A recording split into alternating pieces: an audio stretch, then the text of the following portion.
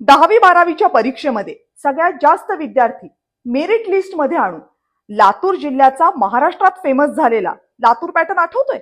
10वी-12वीची merit list हा या लातूर पॅटर्नच्या यशाची जणू पहिली फुटपट्टी बनली होती. पण हळूहळू लातूरच्या शाळा कॉलेजेस मधला हा लातूर पॅटर्न मागे पडला आणि एक नवा लातूर पॅटर्न तिथं जन्माला आला. काय होता हा नवा लातूर पॅटर्न? तर लातूरचे खासगी आणि महागडे कोचिंग क्लासेस, पोरांना ढिगानं मार्क मिळवून देणारे. 10वी-12वीच्या मेरिट लिस्टचा बाजार उठला आणि मग या लातूर पॅटर्नवाल्या कोचिंग क्लासेसनी प्रवेश परीक्षांचा धंदा सुरू केला. आणि यातला सगळ्यात मुख्य कलाकार होता आरसीसी नावाच्या कोचिंग क्लासेसचा शिवराज मोटेगावकर.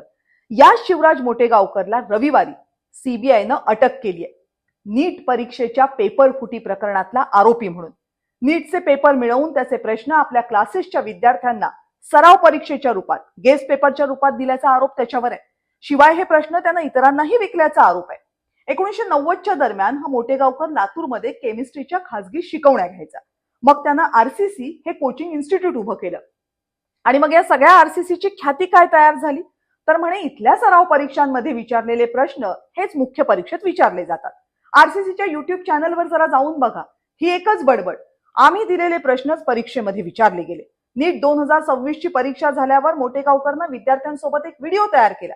त्यामध्ये विद्यार्थ्यांनी आरसीसी कोचिंग क्लासेसच्या सराव परीक्षेमधले प्रश्नच आम्हाला नीटच्या परीक्षेमध्ये विचारले गेले असं सांगितलं.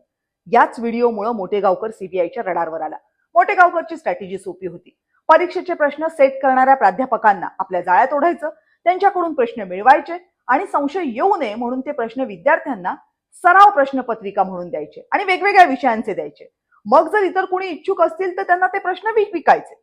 आता हेच प्रश्न, यांनीच विचारलेले प्रश्न, सराव परीक्षेतले प्रश्न मुख्य परीक्षेत येतात म्हणून अनेक विद्यार्थी इथे ऍडमिशन घ्यायचे.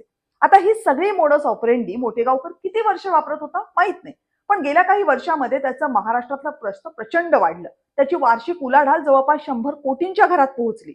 जाहिरातींवर तो करोडो रुपये खर्च करतो. पण इथं प्रश्न फक्त मोटेगावकरचा नाहीये. देशभरात कोचिंग क्लासेस चालवणारे असे हजारो मोटेगावकर तयार झाले आणि त्यांच्या धंद्यासाठी असे वेगवेगळे पॅटर्न्स तयार करणं, फॅक्टरीज तयार करणं असले बाजार ते करतायत. आणि मग आपला धंदा मोठा करण्यासाठी हे कोचिंग माफिया पेपर फुटीसारख्या मार्गांचाही अगदी सहज वापर करतायत.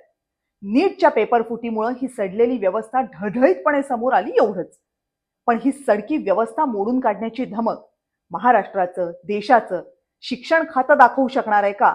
हा यातला खरा सवाल आहे.